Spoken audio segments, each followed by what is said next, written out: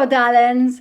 Today on Vinky's Gaming Thoughts, the actual history of Elvhenan with the Foundation, the Golden Age. Imagine instead spires of crystal twining through the branches, palaces floating among the clouds.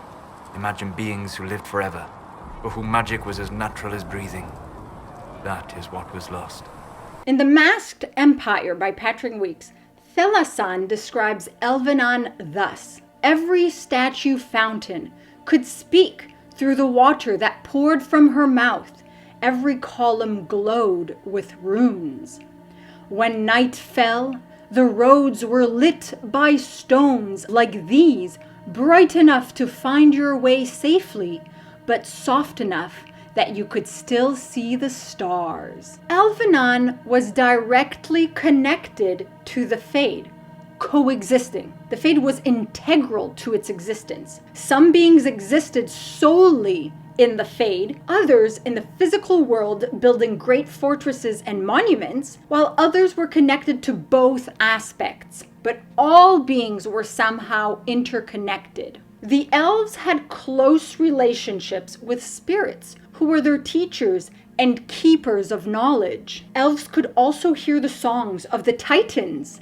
Interesting. Not in the same manner as dwarves, but they claimed if you listened to their song, great works would unfold. I'm not sure what great works means, if it's plays, if it's things would mold and shape themselves. Things would potentially come into being through the Fade listening to the song. Elvhenan connected to the Fade shaping itself to the song kind of directing it. But earthquakes destroyed some of the elves' palaces, and the elves sought to hunt and destroy the Titans. They successfully killed one, and they also mined its blood for lyrium. This is how they won the war against the Titans. The Evanuris became so revered, they went from generals to gods.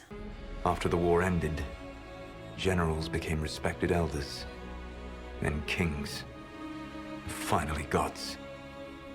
The Evanuris. The Evanuris then claimed the earth as their rightful place to rule, and banished the Forgotten Ones who refused to obey their masters, because they said, we're going to be the masters now, and the Forgotten Ones are like, no, we ain't got no masters. And then the Evanuris claimed that the Forgotten Ones abandoned their people in their time of need.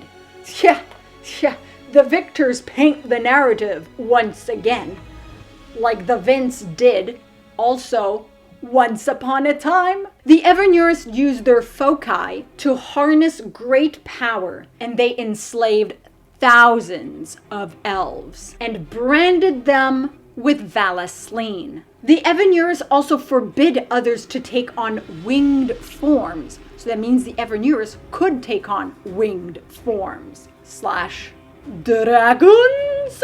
They policed the people. The Forgotten Ones at the time refused to be enslaved, and they left and lurked in the shadows to plan a future potential attack. You're not gonna see us coming. I was probably more sinister than that.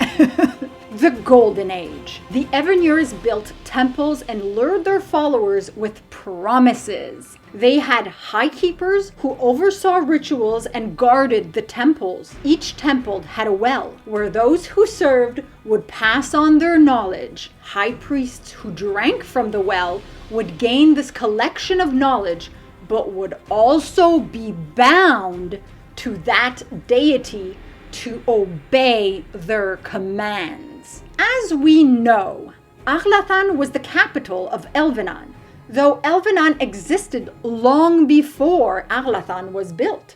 Through magic rituals, elves created the places that existed between the material world and the Fade. Places that were not confined to time and space, but that were different to the Fade and different to the world itself. This was made possible by thousands of elves who pulled raw essence from the Fade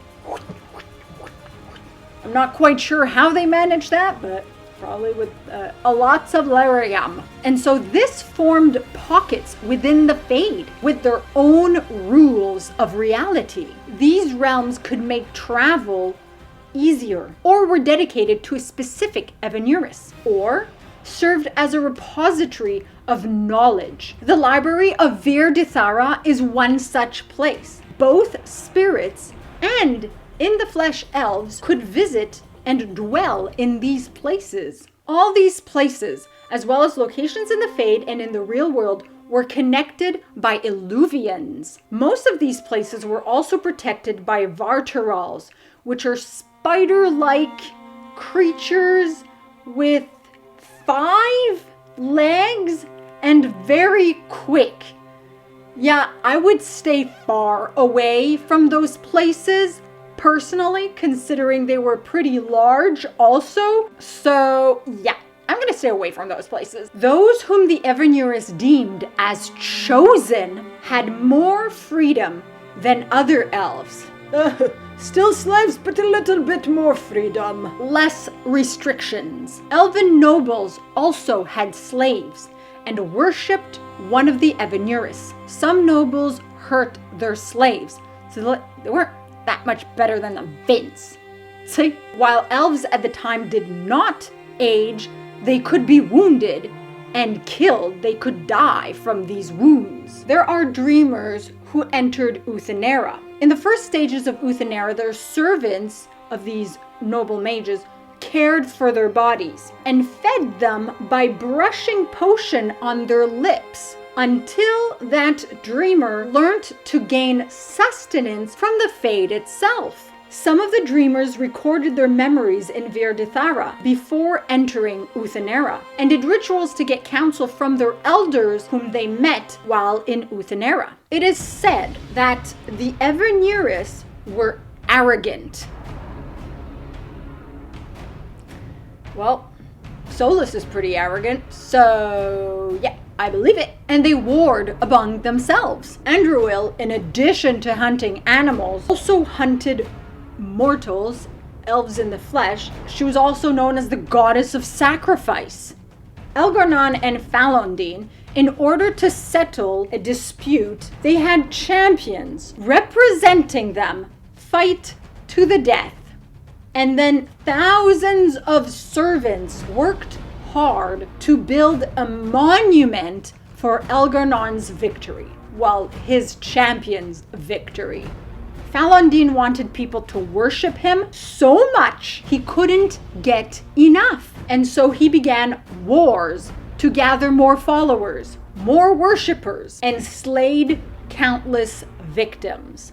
Only when the other Evanuris wounded him in his own temple did he surrender. It's like, okay, fine. It's like, this is ridiculous. This is ridiculous. And then people forget this and they worship these so-called gods, and they're like, yes, all the best, all the worship, and then they're like, no, and then they think the dread wolf is the worst of them all. Well, if he wants to do what he wants to do, maybe. But the Evanuris were just as bad as the Tevinter magisters with their slaves and their blood magic and killing thousands. Just as bad. Controversial opinion. There's a song that reveals a rivalry between Sileys and other Evanuris. And apparently, her followers would kill each other for disputes over the color of the temple's roof trimming and such. Oh, I think it's a bit more of a forest green. No, it's a bit lighter than forest green. Like, this is ridiculous. I mean, and they let this happen, killing each other over the color of trimmings, roof trimmings. Anyway, the song reads, Sileys, whose heat rivals Elgar'nan's light. Sileys, whose temples rival Methal's cities. Sileys, whose breath rivals Andruil's spear. Sileys, whose skill rivals June's craft. Slays whose fire cannot be quenched. We give ourselves gladly to your service. Yeah, no, I'm backing out. Can I back out? I'm back. Check, please. So, it doesn't paint the Evanuris in such a benevolent light. And they're said the benevolent ones. You know, wanna bet it's completely backwards? The Forgotten Ones are the benevolent ones, and the Evanuris are the malevolent ones, and they just switched it around. And then everything we thought we knew is backwards and upside down. Mythal was the voice of reason. That's why I have her validly. Mythal was the voice of reason, and she genuinely cared for her people. After everything we've seen Solus do and say, I believe he genuinely cared for the people as well. Andruil went hunting in the void for the Forgotten Ones, went mad, and brought back a plague. Plague?